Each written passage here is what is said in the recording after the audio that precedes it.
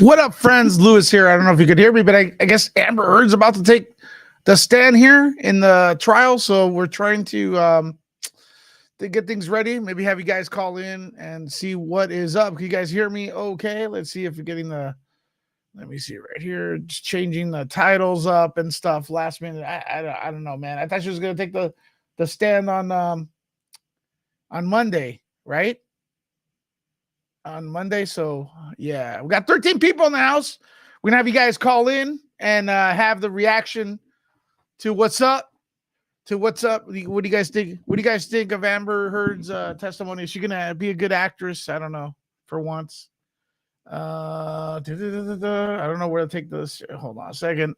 Let me get. What's up, everyone? What's up, everyone? Yeah, you know, we've been covering this as well. I know a lot of people have been covering it, but yeah, I just wanted to get this. This is a very anticipated moment in the history of this trial. We're going to have you guys call in. Let me know if you guys hear the audio, okay? You guys hear that?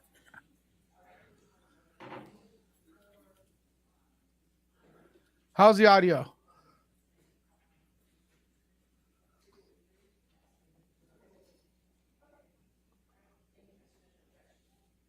So I can pump it up, pump up the jam. Ooh, this is bad. Bad audio.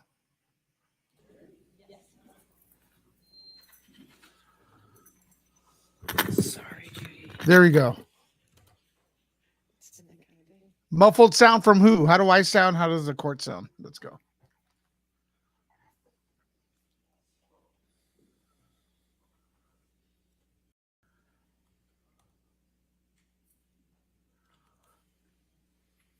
Awesome. Amber Heard dressed nicely. Nice suit. Again, I don't know if she's copying Johnny Depp's wardrobe.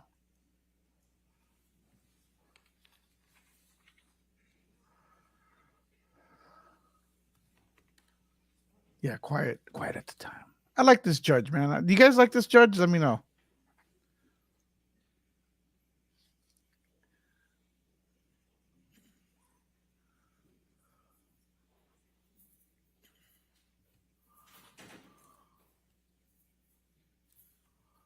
Thank you, ladies and gentlemen. Be seated.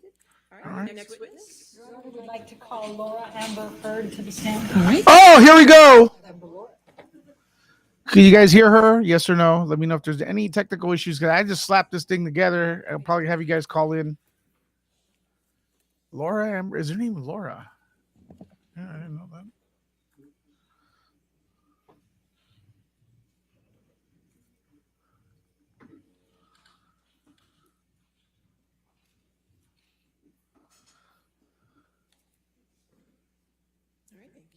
All right. Thank you. All right. Thank you, Your Honor.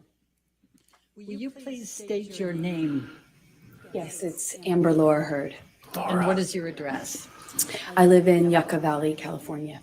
So far, good. So good acting. I am 36 Valley, California. So And do you have a daughter? I do. She also celebrated her birthday recently. She's born. smiles. And what is your profession? I am an actor, mostly. Okay. Now, why are you here? I am here because my ex-husband is suing me for an op-ed I wrote. And how do you feel about that? I struggle to have the words. Johnny, don't pick your struggle nose to right have now, words dude. To describe how painful this is. This is horrible for me to sit here for weeks and relive everything. hear people that I knew, some well, some not. My ex-husband, with whom I shared a life,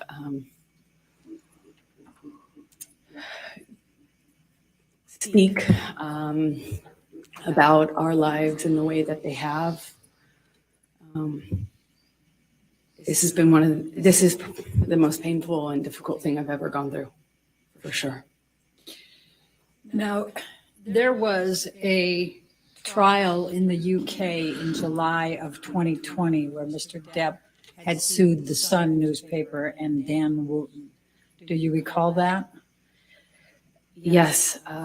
And what was your level of participation in Can you guys hear this okay? in that Let me know, trial? guys. Well, I was not party to that lawsuit. I was a witness. I suppose the primary witness, since it dealt with the truth of the relationship that I shared with Johnny. Get in your comments. And what, if any, role did you have to play with respect to, for example, witness statements and testifying? Objection, compound. I said, for example. Overruled. We want to interact with you guys, so please send in your comments and everything. What you guys I think? had to write, I think I gave 7 witness statements under oath testimony. I sat on the stand for 4 days under mostly cross-examination. And up until this point, it was the hardest thing I had ever had to do. Thank you, Amber. I'm going to take you back, and if you can just tell the jury a little bit about your background. Tell us where you grew up. I come from Austin, Texas, a small town outside of Austin that you probably haven't heard of. No one has. It's called Manor. And I was raised by my mother and my father. And I grew up with a little sister, although I have a big sister as well. And your little sister's name is? Her name is Whit Hurd. And how much of an age difference is there between the two of you? Whitney and I are about 1 year. I think we're 16 months apart. So right next to each other. And what did your father do for a living? My father broke horses and did construction. He painted houses. They're humanizing her. And hunted and fished, but that was for fun. And what did your mom do? She worked for the state of Texas. Let me just, since you talked about the breaking horses, can you just tell the jury what your role is in assisting your dad on that and what is involved in breaking horses? Objection, leading. Can you just tell me about? Overruled. You just got to stay on, basically. I would help him. I was more of a crash test dummy. You know, when you train a horse, it's a wild animal. It doesn't necessarily like to be ridden. And there are people out there who are crazy enough, like my dad, to pick that as a profession, I guess. And he was really good with horses, and I was the son he never had. So it was my job to, stay on. What, if anything, did you learn from your father about how to react to the horses? Well, with training horses, I guess the key things are to not show fear. Best acting so far I've seen Not be ever. intimidated, not show from her. fear, be tough, be calm.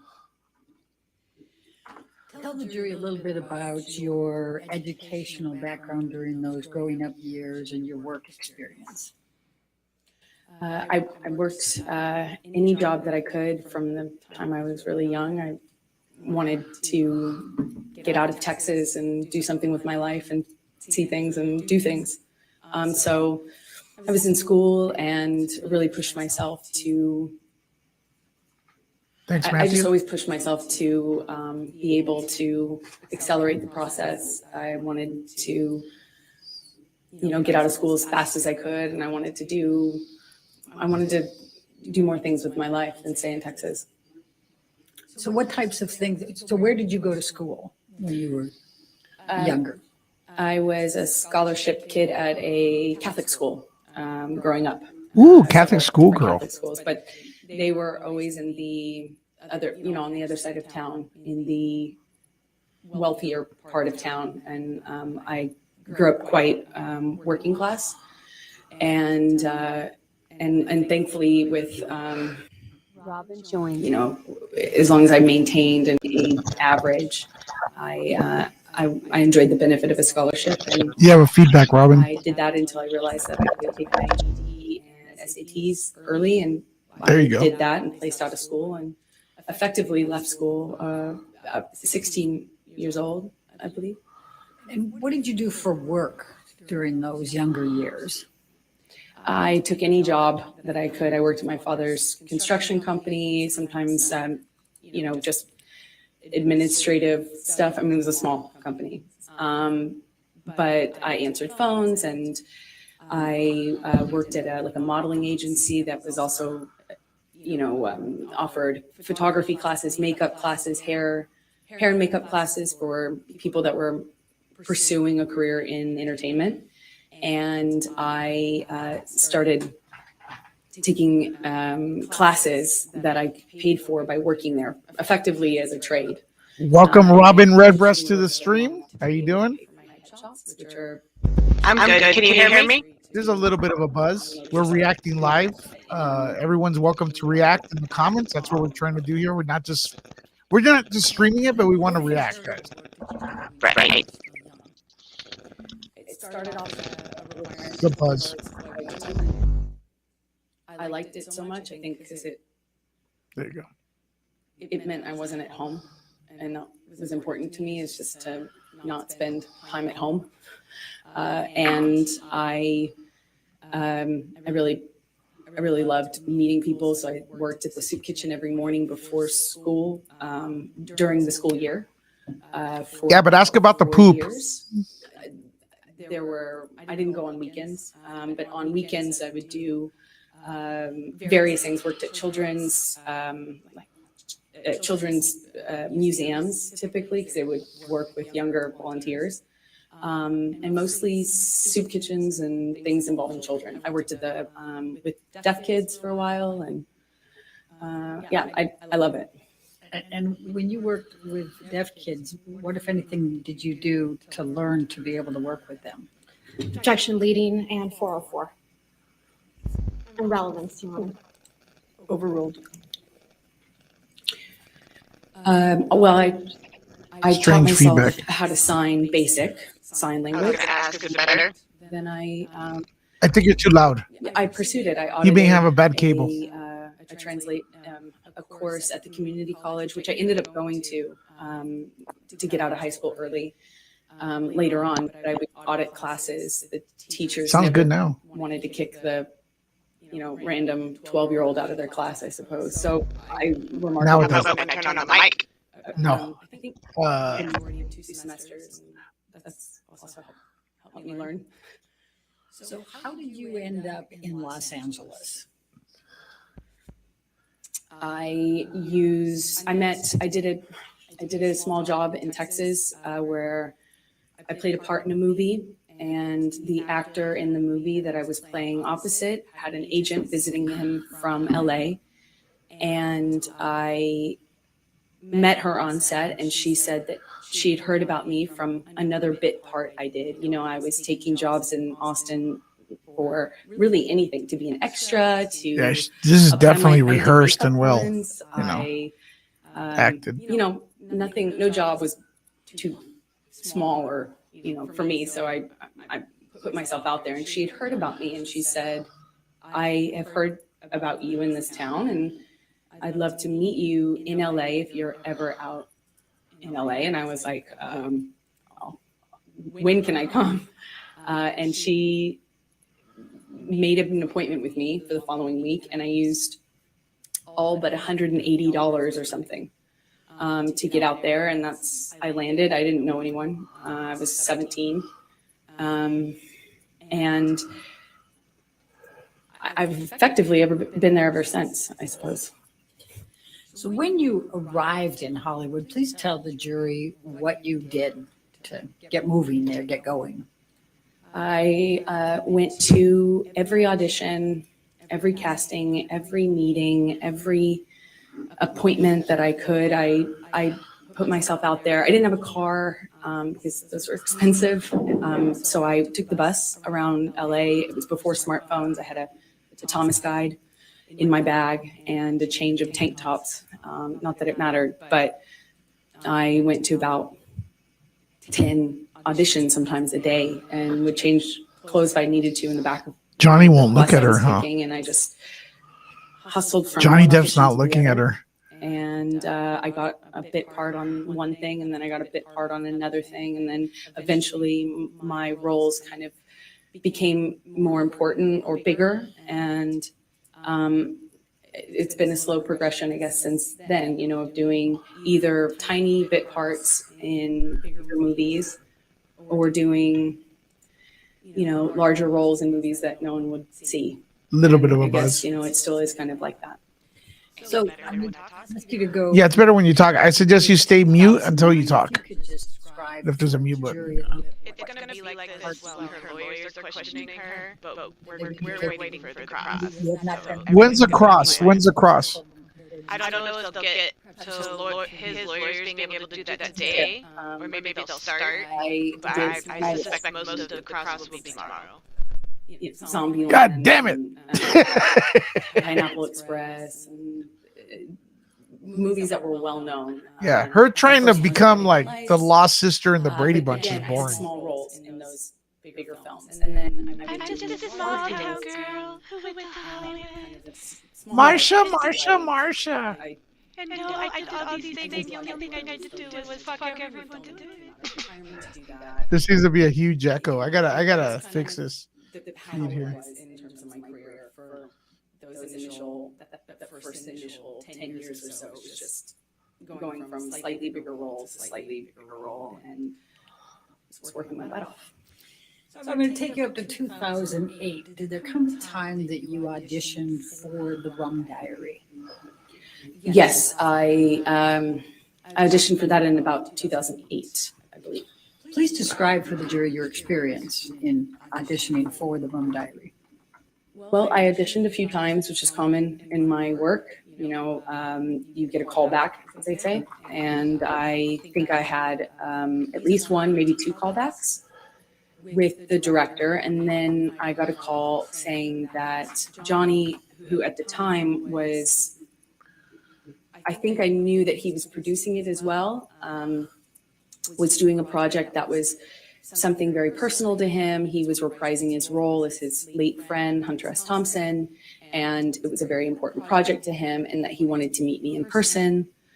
I thought I would be going for maybe an audition, but it was just a meeting. I went to his office and met with him for a few hours. And what did you talk about during those few hours? We talked about books and music, poetry. We liked a lot of the same stuff, you know, obscure writers and, you know, interesting books. And Lisa says, is a funny how poetry that she's I trying haven't to paint herself as a anybody good picture. else reference or know or like. And he is very well read and charismatic. By the way, and, hi, Lisa. You know, I think I left the office with a few books that he gave me, and we spent the whole time just talking about things that we care about. And I was so surprised that somebody, you know, I knew who he was. I wasn't familiar, you know, I wasn't a fan of his work. I wasn't familiar with him, but I knew who he was. Yep. So it was already a weird thing to go and get called into his office. And, you know, I'm a no-name actor. I was 22, I think. And I thought it was unusual. It was weird because he was twice my age and he's this world famous actor. And here we are getting along about obscure books and weird, you know, old blues. And just, I thought it was remarkable. You know, I thought it was unusual and remarkable. Like I left mushrooms. there just feeling like, wow. Yeah, like So mushrooms. did there come a time that you learned that you were going to be cast for the role in the Rum Diary? Yes, a few days later, my agent said that Johnny's going to call you. We gave him your phone number. My agent said, okay. And shortly after, my phone rings. I pick it up and I hear, this like deep voice on the other line, and he said, "You got the, you're it, kid. You're the dream. Hunter wrote this part, and you're the dream. You're it, kid." And Amazed. please describe for the jury what that means. What was the Rum Diary and this Hunter Thompson? What was Rum. the concept here, and what role were you playing? Well, it was my understanding that he was bringing to life his late friend. And what he told me was that this character is supposed to be the dream woman, like the dream, American dream. And so I knew what he meant. He indicated to me when he told me I got the role that I was that, that I was the dream kid. That's what he said. So did there come a time that you started filming the Rum Diary? Yes, I'm not quite sure how much. I think we started filming in Facts, Heather. We don't care what her role was in the movie. And where did you film the Rum Diary? We shot it in Puerto Rico. And describe, if you can, the events of the filming and your interactions with Mr. Depp during that time. It was a bit surreal, filming in a place like Puerto Rico. It was beautiful. It takes place in the 50s, so everything really looked beautiful. Cars and clothing, the music. It was a very colorful. It looks the same as it does in general now, because they all still drive the same cars in there. I couldn't ask for, a better scenario. I was on film. I was on set, reading my books, and occasionally Johnny would talk to me, and then he started to be really kind to me, more open with me. When we'd have hot days filming, there'd be this big SUV pull up, and a security guard would kind of usher me into this car, and it would have the AC blasting, and I'd be sitting in the back of the SUV just thinking what a strange experience the whole thing was. And we didn't really have a whole lot of interaction on set until we did a scene that involved kissing. We had a kissing scene, and it didn't feel like a normal scene anymore. It felt more real. There are certain things that you do in the job to be. Press 1 if you think this is the real Amber Heard. Scene. Just press 1. And the tapes, you've heard her. Maybe it is. I don't know. I don't want to press 1 if you think this is. Press 2 if you think this is an act. What do you press, Robin? This is. I don't think that she even has a real personality. She just fits into whatever venue she's. That's it. She doesn't have a person. There is no real Amber. While you were in Puerto Rico? I did. I celebrated, I think, maybe my 23rd birthday there. And what, if anything, did Mr. Depp do for your birthday? Well, we were already kind of talking about books and poetry and things like that. He gave me a few really beautiful poetry books, and he gave me a bicycle, like a vintage bicycle, because at the time I was riding around on a bike, and I had a lot of time off since I was a smaller role in the movie. And I think that was it. Okay. Now, did there? We understand Robin has an echo. I'm working on it. It's my fault, not hers. So I'm gonna try to work on it. It's an echo on the system. Yes, I think there was we would hang out if, after or in between scenes or in between setups. We often were, talking about things, and would continue the conversation into the trailer, often with the director. Bruce Robinson was his name. And then at one point, we talk about wine. It's another thing that Johnny and I shared in common, a love for wine, red wine. And we were talking about a kind of wine that I enjoyed, and I was, going on about how great this bargain wine was, and I didn't understand, how much more sophisticated Johnny's taste in wine was. So I was going on about the virtues of Malbec or something, and I brought him a bottle of this wine, and I set it down. And at some point, I'm going back to get back to set, and he kind of kicked his foot up in the air and basically kind of lifted the back of my bathrobe up. And Can I just stop you there? Why were you wearing a bathrobe? because I was doing a scene, it was a period film, so it took place in the 50s. And so I had all of A this scene where she had a period? What? old undergarments that are for that time era on. And the scene involved me changing. So I had all the costume on. And he kind of picked up the back of my robe with his boot. And I kind of turned around, picked up the back of my robe with his giggled, I didn't know what to make of it at the time. And I just kind of giggled and batted it away playfully. And he kind of playfully kind of pushed me down on this bed sofa that was in his trailer, just playful and flirtatious. And he said, yum. And he kind of lifted up his eyebrows like that. And I just giggled, laughed it off, kind of batted him away, and, back to set. And were you in a relationship at that time? I was. And was Mr. Depp in a relationship at that time? That was my understanding, yeah. Okay. And did anything else of significant happen during that time period while you were filming with Mr. Depp, other than what you've told us? We just had this, it was a friendship, flirtatious thing. I felt chemistry. I felt this other thing that went beyond the pale of my job, for sure. Johnny.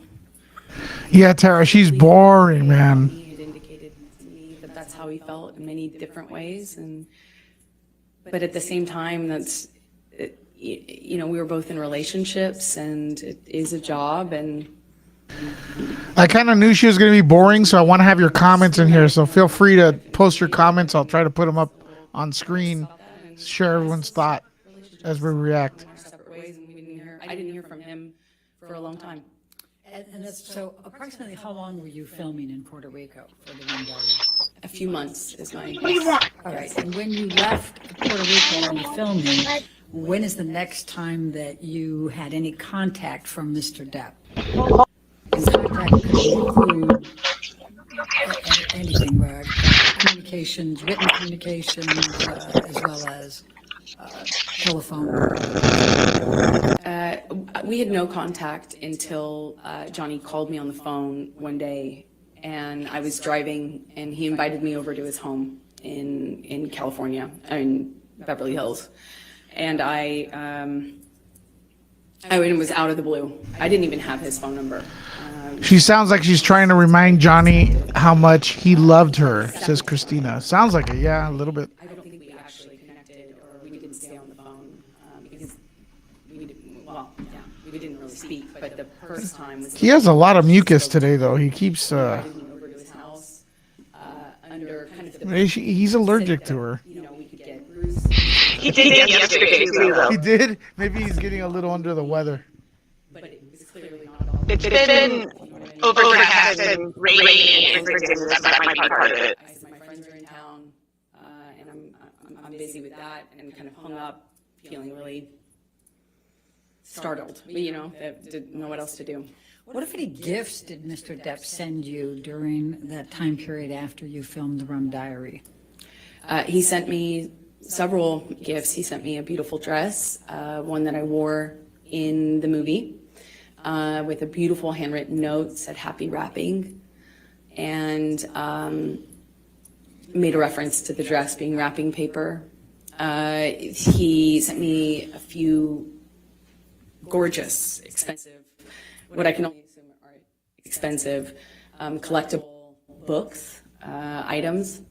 And then when I was away filming on a different job, he did send me some guitars. I know one delivery. I was informed about one delivery, and my partner at the time intercepted the attempt to deliver and called me immediately and said, "What should I do?" And I said, "Send it back." And she did, and she indicated that there was another one that had already previously attempted delivery, and it was also rejected. I sent it back because I wasn't there, and I wouldn't have accepted it anyway. Okay. Did there come a time that you ended up having to go on a press tour for the Rum Diary? We're probably going to be here tomorrow, and we'll fix the echo and everything, guys. So you want to subscribe, hit the notification bell. Also, I'm going to be out and about asking people if they're Team Amber Heard or Team Johnny Depp, like I did last time. Apparently, that video hit almost 10,000 people watching, so that's fun. Roughly, yes. Okay. And could you please describe for the jury what a press tour is? Just explain it to them. Well, you take a movie once it's completed, and if it doesn't have distribution, you, as part of the promotion of that movie, you go to these various places, normally cities like London or New York, and you do press events in those cities to kind of promote the film. Yep, I just did Top Gun. And so you were then called to participate in the press tour for the Rum Diary? Yes, I had just finished going through the process of separation with my former partner, and I was moving and going through that, and I got a phone call saying, "Remember that movie you did in Puerto Rico? Well, they want you for the press tour." And I said, "Well, perfect timing." And we did that, I think late October 2011. Okay. So describe for the jury your interactions with Mr. Depp during the press tour. Robin's back. Well, on the the beginning of the tour was Los Angeles, where we both lived. I've never used this. We did a press streaming. day, normal press. You're day, fine. and then It's at the end getting of an it, echo on my end. I was invited by John. Yeah, I know, because when I take out my head, it's still there. To have Yeah, it's not your a drink fault. With him and the director of the film, and I went up to the room to see both him and Bruce, but as soon as I got there, Johnny said Bruce wasn't going to make it. So I stayed. Johnny and I started talking. He asked me about my relationship. I said, "Well, I'm going through it. I'm going through the separation right now, and it's been, rough couple of months, but that's normal." And he said, "Well, that's same with me. It's been." I can't remember exactly how long he said it had been, but that he had split from the mother of his kids, and said that he understood. Everyone's saying she's boring. And then what happened next? She could write an unpredictable plot to save her life, and we're witnessing it. The talking became us, reconnect. It was like reconnection was almost instant. It was just chemistry. It's hard to explain that, but we sat on the couch and we talked, and it felt like there was it felt like there was an electricity to the room, and it's how I felt when I was alone with him anyway. And it was instant again. I was like, whoa. So on the couch we talked, finished some wine, and then I got up and left. And as I went to leave, he grabbed both sides of my face, similar to what he did in Puerto Rico when we were filming that scene. And he kissed me, and I kissed him back. And what happened next with respect to any relationship with Mr. Depp? Well, then we fell in love. We went on. People like the echo more than the talking of Amber Heard. It was a beautiful and strange time. We were flying from one, not together, but going from one city to the next, Europe. Timmy says, as I said, and Johnny, wake up. I think I think he should look at her in the eyes and just look at her, just see as she breaks. fall in love. I mean, it was just, Pandering to the jury. Yeah. sat me next to me. He produced the film and was a part of controlling the film and was responsible for different things than I was as an actor having a small part in it. And we went on this press tour, and I think in London he had me sat next to him at a dinner, and then we ended up. I don't know, guys. After this testimony, I'm Team Amber Heard. She is so convincing. I mean, Amber Heard Brady. It was on. I'm kidding. Don't cancel me, please. How long approximately did the press tour go? I don't know exactly how long it lasted. I think there were press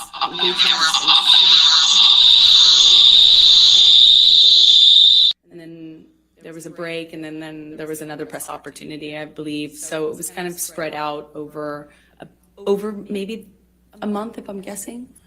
So when you returned to Los Angeles, what, if anything, took place with any relationship with Mr. Depp? Well, once we were back from the press tour, we had this, whirlwind romance kind of just in these like beautiful places all over, and we're falling in love and not able to really show it because he wasn't, the world didn't know about this split between he and his former partner. And of course, as a woman, I was like, is that troubling? And I'd ask him, he swore to me that they hadn't even shared a bed for a year, and that they were protecting the kids and not publicizing it, or not making it known to the press. And so we kind of had to be a little bit under the radar. Not a little bit, we had to be really under the radar, because as Johnny pointed out, that the world would blame me and call me a homewrecker, even though I had nothing to do with it. So we were secretly dating, and then it was beautiful. It was I felt like this man knew me and saw me in a way that no one else had. I felt he understood me. I felt he understood where I came from. I felt that when I was around Johnny, I felt like the most beautiful person in the world.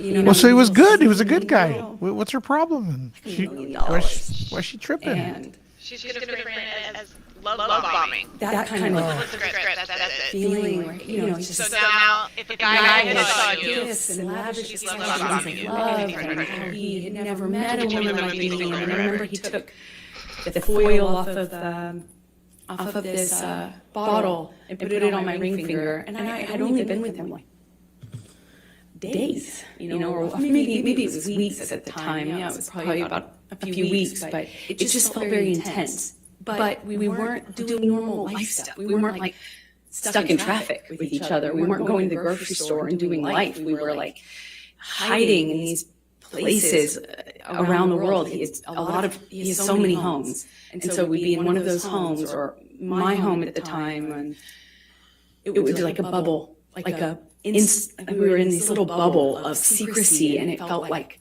a warm glow, as we would say. Just music and the kind of books that we both loved, and poetry that we both knew by heart, and it felt like a dream. It felt like absolute magic. Inside the magic. So while you're dating, taking the dating this way, right? Sorry, you're falling in love. You're also dating, right? Actually, as she's talking, guys, I think I'm falling in love with her. You ended up going to. Oh no, sorry, I'm falling in love with Johnny because she's making. Yes. So shortly after, I think they started dating October of 2011, and as I mentioned, this bubble, where he'd come over to my house and not leave for like 3 or 4 days, just smoking cigarettes and playing music and reading poetry to me or painting me, So it's like normal talking, beginning relationship dating. and then he would disappear. And there'd be just no way to get a hold of him, no way to contact him. At first, I didn't really think anything about it, but he disappeared at one point, and then came back and said he was dealing with some health issue, and would I join him in the Bahamas? And I think that's when I learned he had an island, and I was on a trip with a friend of mine in Spain, and it was for the holidays, and I kind of rerouted my trip so I could come and land in LA instead of, landing in Miami instead of LA, so I could go and meet him on the island. And he had Keenan come and meet me on that trip, like in Miami. I get off one plane and get onto another and go and join him on his private island. And I noticed he was drinking Beck's and tea, like lots of tea, like lots of tea. And I didn't foolishly think anything of it. I just, thought the man really seriously, I missed it before, but really loves tea. And we had this beautiful, I don't know, less than a week probably. Trip. I think every teenager is getting his thumb right now. Sandy beaches. To have it some way insinuated that he likes tea. I had never experienced anything like that. It was a beautiful place, a beautiful time, and I fell head over heels in love with this man.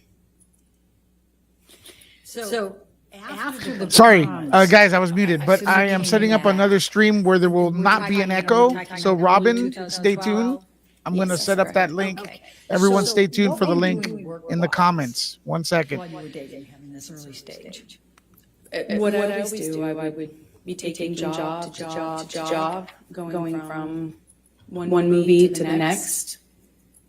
Mostly not filming in LA. So weirdly, you live in LA to go shoot on location in other places. So when I was in town, we would go back to this bubble, like insular bubble with beautiful, blaringly loud music and no one else and nothing else. And then I'd go off to work. And so would he. Well, eventually, yeah, he left to shoot Lone Ranger, I believe. Okay. Now we've heard a little bit about Lone Ranger, and that's about mid 2012. Is that right? When he was shooting that? That sounds right. Mid 2012. Yeah. And were you shooting anything at that time? I was shooting. Shooting poop on the bed. I believe I was shooting Machete to Kill in Austin. I had a small part in a Robert Rodriguez film that shot in Austin. But I think Johnny was shooting and then having some time off, and there was just a lot of travel, a lot of movement. So. And so what if any visiting did you do with Johnny while he was on his set for Lone Ranger, and where was he? Well, he was filming all over the Southwest, and at some point I came to visit him and on one of his locations, and I would stay in the house because I couldn't really, occasionally I would leave with his security guards, but I didn't really have anything to do but visit him for a few days. So I'd cook and kind of stay at home and paint or whatever, and wait for him to come home and have dinner ready. And we would have these little bubbles, but kind of scattered throughout the Southwest, and as he was filming. And at the time, Johnny had, when I first arrived at one. All right, everyone. I hate to interrupt this. give us 1 minute and go back to Nerd Report. We are going to get rid of the echo and stuff, and we'll be back. Robin, stay tuned for the new link and stuff. Thanks for your patience, and I apologize.